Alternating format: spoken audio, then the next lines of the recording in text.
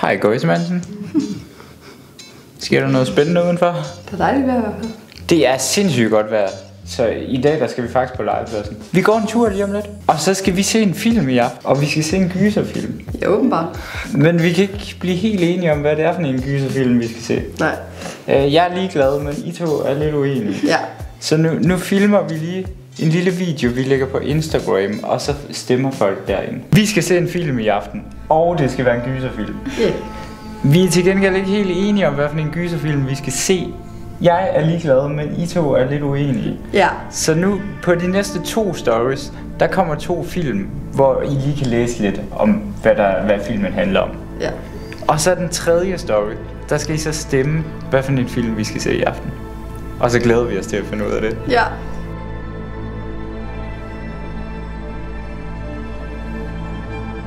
I morgen, der skal vi til 5 ugers undersøgelse med Vito. Det skal vi, ja. Og det er rigtigt den her gang. Det har vi tjekket. Den er god nok den her gang. Det er ikke den forkerte mandag, vi tager afsted. Så der skal I selvfølgelig også lige høre, hvordan det er gået. Ja, selvfølgelig. Men først, så skal vi ud og nyde det gode vejr. Det skal vi. Hej Marvin. Skal du med på legepladsen? Eller skal du bare ind i hækken? Solbriller med. Skulle du have solbriller med? Så godt er vejret simpelthen. Det er ret hyggeligt at gå her med barnevognen. Det er mega hyggeligt. Nu står vi lidt i en udfordring, fordi der er en hest på vej. Ja. Der kommer en ridende, og jeg er lidt spændt på, hvordan Marvin reagerer på det. Nå ja, Marvin. Det kan være, at den ender med at smide hende af hesten. Okay, det er spændende det her. Og så tjek de grise. Og du går. Du går. Flot, Marvin. Det var flot. Tjek de. Det er lang tid siden, vi har testet en legeplads, hva'? Ja, det kan jeg. Skal du være med til at vippe? Okay, hvor vildt kan du vippe på den? Du ved det, jeg tør ikke. Du er en bil. Var det en bil? Okay, der er ret en fed i jorden. Okay. Det er fint, det tror jeg. Ej, jeg tør ikke. Jo, 1, 2, 3, slip.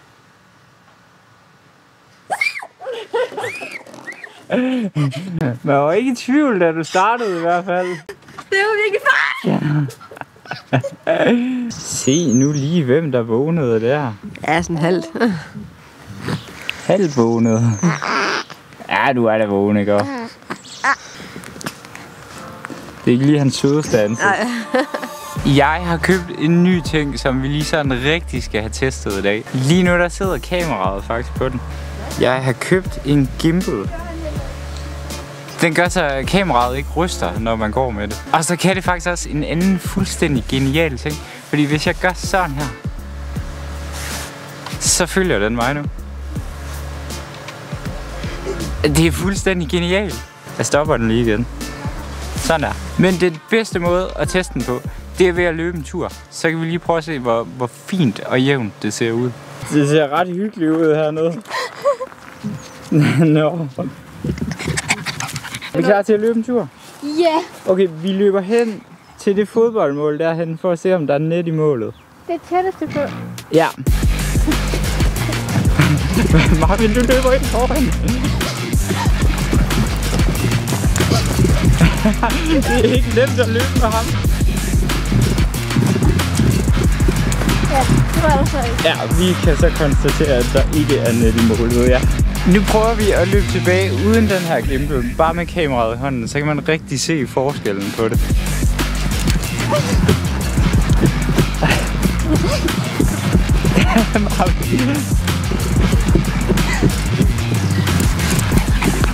Marvin, du angriber mig. Ej, det er altså ikke nemt, det der. Jeg kan ikke se noget som helst for solen. Jeg kan ikke se noget som helst. Vi går hjem med Marvin nu. Ja. Og så er der lige et sidste sted, vi skal have testet min gimbal. Det har jeg glædet mig til. Det har jeg faktisk også glædet mig til. Det har jeg ikke måttet hele graviditeten. Nej, hvor er det, vi skal hen? Til Sørebanen. Det skal vi det. Til svævebanen. Og du glæder dig sindssygt meget, ja. Helt Jeg håber, du falder af. Hvad sker der lige for, at der går en fastan på parkeringspladsen? På landet, hva'? Ej, så bor man godt nok på landet, ja. Jeg kan godt mærke, at jeg er en lille smule bange for, at den går ud på vejen og bliver kørt ned. Ja. De er ret dumme, de der fasaner, men det ser hyggeligt ud, det her. Vi kan bare ikke lide hinanden. Nej, du sidder meget langt væk fra din Det var, I startede med at sætte jer der, og så flyttede I jer. Ja, det er faktisk også der får hende til at se virkelig ubehøvlet ud. Så er det spændende, om du overlever. Vi har jo en teori om, at der er en, der er død på svævebanen, fordi der er lagt blomster dernede. Nu kan vi se, om der er flere, der dør.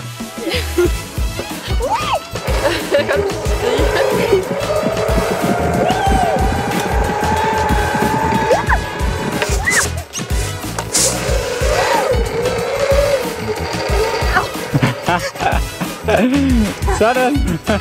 Men du overlevede i det mindste. Så er det endelig min tur. Jeg har ventet på det her et halvt år.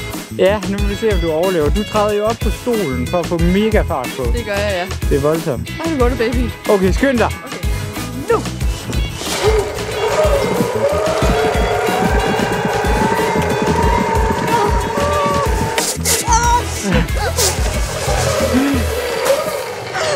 Sådan. Voldsomt. Du fik lige en sindssyg idé. Hvad er det, du har tænkt dig nu? Og gør det baglæns. Yes, det glæder jeg mig til at se. Hyggeligt at møde dig. Jeg tror, det værste er, at jeg ved ikke, hvornår den stopper der. Nå ja, det er spændende, om du falder af.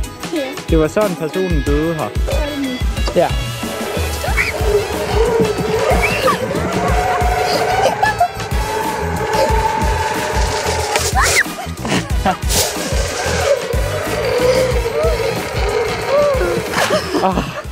Så overlevede du også det? Ja. Det er utroligt alligevel. Han kigger bare.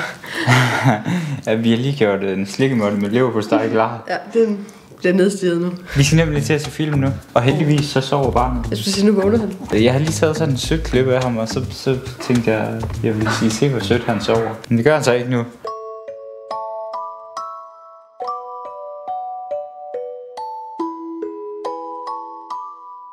Det blev din film, vi skulle se. Med 60% af stemmer. Jeg kommer til at se sådan her hele film. Ja, du kommer ikke til at se det. Nej. Men vi må hellere komme i gang, så ham der kan få sit leverpostej. Ja, det må vi. Jamen, så sidder vi her alle sammen. En ny dag. Ja, oprinden, siger man det? Ja, det siger man vel. Det lyder fornemt, ja. Det lyder bibelsk. Jeg er også lidt bibelsk. Er du det? Overhovedet ikke. Nej, der er mange andre fantasibøger, jeg bedre kan lide. Hvad synes vi om filmen i går? Den var lidt speciel. Den var lidt speciel, ja. Jeg synes ikke, den var så uhyggelig. Ej, jeg var også lidt skuffet. Og så synes jeg, at slutningen var mega dårlig. Ja, jeg synes egentlig, filmen var okay, men slutningen, der sad man bare og var vildt forvirret. Ja. Så I skulle nok have stemt på den anden. Han er helt væk, ham der.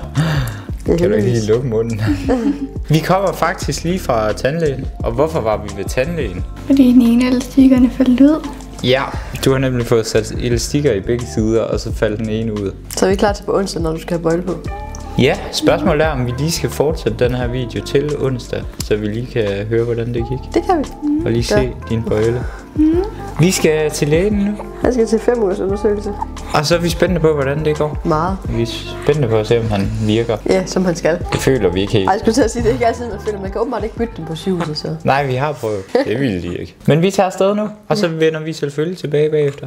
Det gør vi. Det gik fint ved lægen. Det gjorde det, ja. Ja, du sidder lige der og omarmer. Ja. Det gik ikke så fint til sidst, der begyndte han at blive sulten. På lidt over 2 uger har han taget ½ kilo på og vokset 1 centimeter. Hedder det 1 centimeter? Hedder det ikke 1 centimeter? Jo, det hedder 1 centimeter. Ikke? Jo, fordi det hedder 1 meter og ikke 1 meter.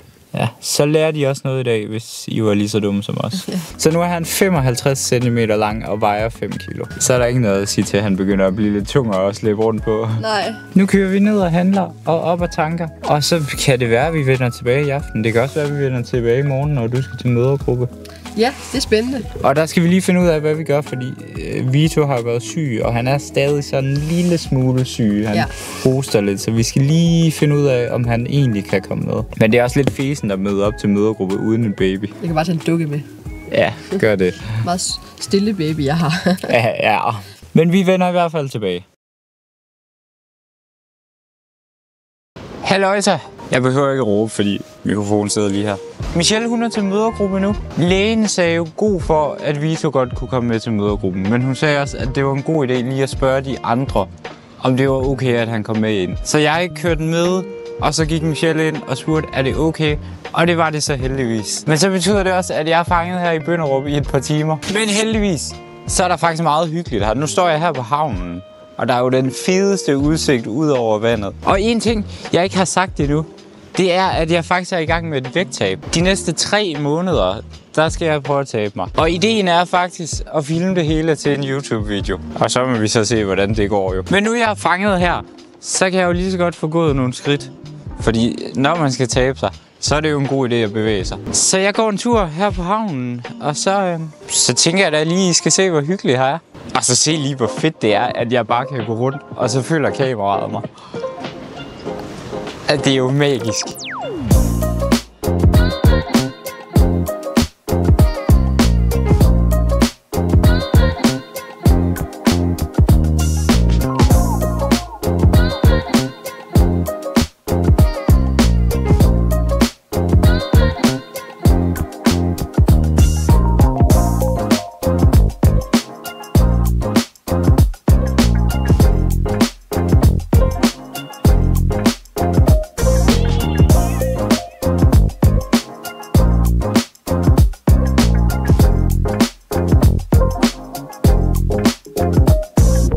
Det har jo faktisk været sindssygt godt vejr de sidste 4 dage, tror jeg. Så da jeg foreslog det her, der havde jeg ikke troet, at det skulle være så koldt. Nu sidder jeg her og spiser min madpakke, og det begynder at regne. Så nu tror jeg faktisk bare gerne, at jeg vil hjem igen. Jeg har kun været her en time, så jeg skal nok lige være her lidt nu.